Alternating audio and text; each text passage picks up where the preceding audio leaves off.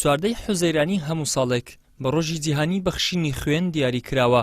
بەو بۆنەیەوە لە هەرێمی کوردستانیش ڕێکخراوەکانی بەخشین و دابینکردنی خوێن بە هاوکاری بانکی خوێن لە هەولێر هەڵمەتێکی بەخشینی خوێنیان بەڕێوەبرد. دەربارەی ئامارەکانی بەخشینی خوێن لە هەرێمی کوردستان وەزیری تەندروستی هەرێم دەڵێت لە ماوەی ساڵێکدا بە نزیکەیی 170,000 بتڵ خوێن بە خۆبەخشی لەلایەن هاوڵاتیانەوە دەبەخشرێت.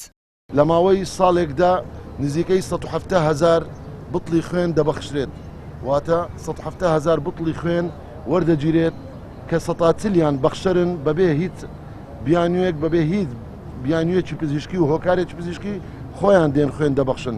ئەوانە ئەو کەسانن کە جێگای ڕێز و ستایشە و ئەمە سەرڕای خێرخوازی و سەرڕای ئەم کارە مرۆڤ دۆستیە، بەڵام پاڵپشتێکی گەورەی سنتەرەکانی خوێنن بۆ دابینکردنی ڕەسیدی خوێن لە بانکەکانی خوێن لە هەرێمی کوردستاندا.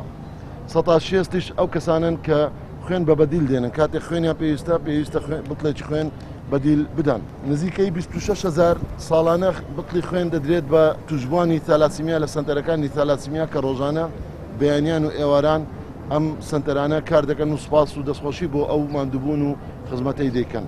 هەروەها نزیکەی 15,000 بتڵی خوێن بۆ نەخۆشانی شێرپەنجە لە هەرێمی کوردستاندا ساڵانە بۆ نەخۆشانی توشبووی شێرپەنجە بەکاردێت. هاوڵاتیانی خوێنبەخشیش بەخشینی خوێن بە بەجێهێنانی ئەرکێکی ئاینی و مرۆڤدۆستانە دەزانن. بەشێکیشیان دەڵێن ساڵانە بە بەردەوامی خوێن دەبەخشن. 6 مانگجارە خین دەبەخشین کە دکتۆر لە مەدانە 6 مانگجارێک احتیاطی خینی ببەخشین. ئەمە لۆ خێری خۆشمان خینەکەی دەدەین نەکبرێ بە هیچ شتێک بیتن. هەموو هەر 6 مانگجارێک دەینە خستخانە و خینەکەی دەین. چەند ساڵە 6 مانگجارێک؟ من تقریبا 10 سال دەبیت. 10 سالە 6 مانگجارێک ئەم خین دەدەم. خوێن بەخشین خۆی لە خۆیدا کردارێکی یاخود دەتوانین بڵێن ڕەوو شتێکی ئینسانیە. تۆ یەکێک نەخۆش بێت دەتوانی ژیانی لە مردن ڕزگار بکەیت، تۆ لە لەشی خۆ زیادە مەفروزە دەریکەیت ئەجای لەو حاڵەتەی پێویستە هاوکاری کەسانی نەخۆش و کەسانی عملیات کە خوێن لە لەشیان زیادە خوێنیان بۆ ببەخشین. کەسی خوێنبەخش دەبێت تەمەنی لە 18 ساڵ زیاتر بێت.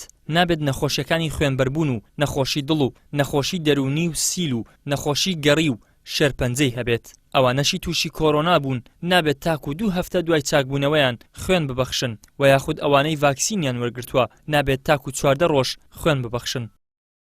ئیدریس محەممەد، کەناڵی ئاسمانی پەیام، هەولێر.